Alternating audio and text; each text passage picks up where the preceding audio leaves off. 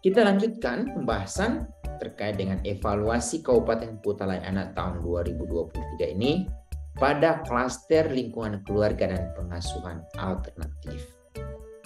Penanggung jawabnya ada Kadis Sosial. Ada 156 poin yang dapat dihimpun untuk memastikan sebuah kabupaten kota itu disebut layak anak dari kontribusi klaster ini. Klaster ini terdiri dari beberapa indikator. Indikator 7 yaitu presentasi perkawinan anak. Ini penanggung jawab indikator ini adalah pejabat fungsional di Dinas Keluarga Berencana. Apa saja yang harus terpastikan sehingga indikator ini terjawab dan berkontribusi terhadap 36 poin. Pertama adalah apakah di kabupaten kota itu ada sistem pencatatan data perkawinan anak? Dan enggak sistem pencatatannya. Kemudian ini yang menjadi penyumbang angka atau poin terbanyak di indikator ini adalah upaya yang dilakukan dalam pencegahan perkawinan anak. Nah, upaya-upaya ini sebetulnya tersebar di setiap perangkat daerah. Seperti ada program beasiswa agar anak itu bersekolah, otomatis itu di bawah pengelolaan Dinas Pendidikan. Kemudian ada peningkatan keterampilan, bisa saja itu ada di Dinas Pendidikan atau juga ada di Dinas Ketenagakerjaan, atau ada upaya yang dilakukan oleh kanwil agama atau sosialisasi yang dilakukan oleh masing-masing dinas. Ini berharap semua yang terkait dengan pencegahan perkawinan anak di daerah itu terhimpun. Sehingga akhirnya di kabupaten kota kita nihil, tidak ada yang menikah di usia anak. Karena kalau masih diketemukan ada peristiwa atau kejadian perkawinan anak, itu sudah otomatis kabupaten kota tersebut tidak layak untuk anak. Itu yang ketiga. Kedua, yang ketiga adalah di kabupaten kota ibu bapak itu ada inovasi. Inovasi apa saja yang dikembangkan baik oleh dinas, atau oleh bupati atau wali kota untuk menghindarkan tidak adanya perkawinan anak di daerah ibu bapak. Kemudian indikator ke-8 yaitu tersedia lembaga konsultasi penyedia layanan pengasuhan bagi orang tua atau keluarga. Penanggung jawab indikator ini adalah pejabat fungsional di Dinas Pemberdayaan Perempuan dan Perlindungan Anak. Apa tanda-tanda sebuah kabupaten disebut layak anak dari indikator ini yang berkontribusi pada 45 poin. Pertama, ada pusat pembelajaran keluarga atau ada layanan keluarga dengan psikolog sejenisnya. Kemudian yang kedua, jumlah layanan yang disediakan oleh LK3, BKB, PPKS, kemudian usia Gatra atau Puspaga itu meningkat. Di akhirnya tidak ada lagi di sebuah daerah itu orang tuanya tidak berpengetahuan di bidang pengasuhan. Tidak ada lagi ada orang tua yang tidak memiliki keterampilan. Lalu tidak ada lagi orang tua berkata mereka tidak memiliki sikap dalam pengasuhan. Ini menjadi poin penting. Kemudian fasilitas konsultasi itu sudah terstandarisasi. Berharap minimal ya ada standar nasional Indonesia atau ISO. Ini juga menjadi nilai tambah. Kemudian ada promosi dan publikasi pada lembaga layanan keluarga. Selanjutnya, sumber daya manusia yang ada di Puspaga, LK3, LPKS, PPKS, BKB, BKR, atau sejenisnya telah terlatih konvensi HANA.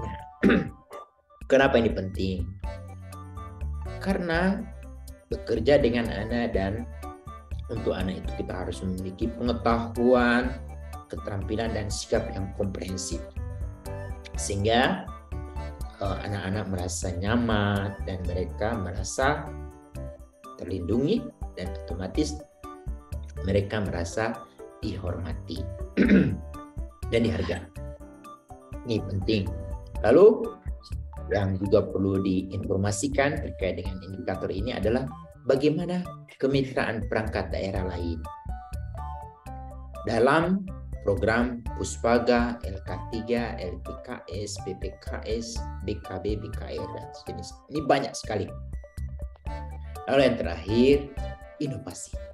Apa inovasi dari indikator ini yang ada di Dinas Pemberdayaan Perempuan dan Anak ya, terutama dari Puspaga atau dari Dinas Sosial terkait dengan LK3 atau dari Dinas KB terkait dengan peran-peran BKB dan BKR yang sudah dikunjungi atau dipelajari oleh daerah-daerah lain. Selanjutnya indikator ke-9. Presentasi lembaga pengasuhan alternatif terstandarisasi. Ini penanggung jawab indikator ini adalah pejabat fungsional di Dinas Sosial. Indikator ini akan memberi kontribusi terhadap sebuah kota kabupaten itu 27 poin.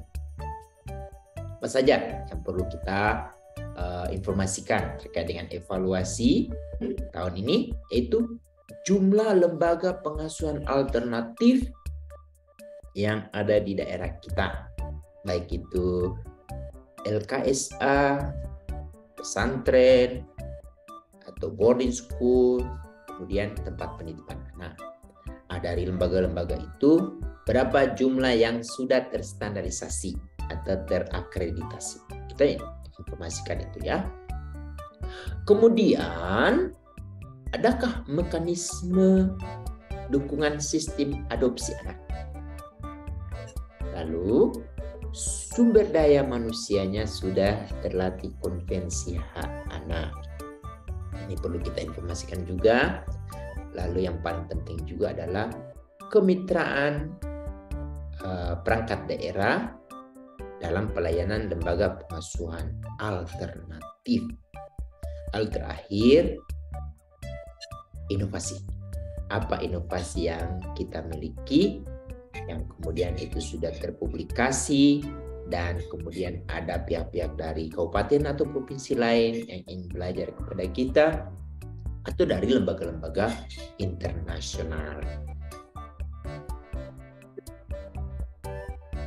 Selanjutnya, indikator ke-10. Presentasi pengembangan anak usia dini, holistik, dan integratif PAUD HI.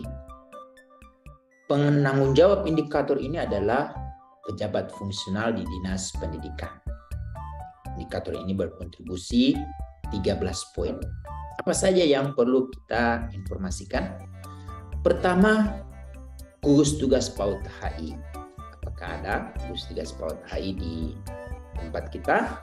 Kedua, SDM pelayanan PAUD HI terlatih konvensi hak anak. Lalu yang ketiga, kemitraan antara pos PAUD dengan perangkat daerah lain dalam pelayanan PAUD HI. Lalu terakhir adalah program inovasi pengembangan PAUD HI yang ada di kabupaten kota di mana ibu bapak berada. Ini perlu diinformasikan. Indikator ke-11, tersedia infrastruktur di ruang publik yang ramah anak. Ini penanggung jawabnya ada 2. Yang pertama terkait dengan ruang bermain anak. Itu berarti ada di pejabat fungsional, di Dinas Lingkungan Hidup, atau di PUPR. Apa saja yang perlu kita informasikan yang ada di daerah kita? Ini ada 35 poin yang akan dikontribusikan dari ruang bermain ramah anak dan rute aman selamat ke sekolah. Pertama, ada nggak ruang bermain anak yang ada di daerah kita? Baik itu di masing-masing perangkat daerah. Kemudian dari ruang bermain anak itu yang terstandar ada berapa? Nah, itu juga perlu diinformasikan. Kemudian, apakah SDM pengelola ruang bermain ramah anak itu sudah terlatih konvensi anak? Lalu, apa inovasi yang sudah dikembangkan oleh pemerintah kabupaten kota untuk memastikan setiap anak terakses ke ruang bermain, terutama yang telah terstandar ruang bermain ramah anak. Yang kedua, yaitu berhubungan dengan rute aman selamat sekolah. Ini penanggung jawabnya adalah pejabat fungsional di Dinas Perhubungan. Apa saja yang perlu kita informasikan di indikator ini? Yaitu, apakah adakah sekolah yang telah memiliki program rute aman selamat ke dan dari sekolah? Lalu, apakah SDM penyelenggara program rute aman selamat ke sekolah dilatih konvensi hak anak? Lalu terakhir, otomatis ada program inovasi yang berhubungan dengan infrastruktur ramah anak yang dikembangkan oleh Dinas Perhubungan.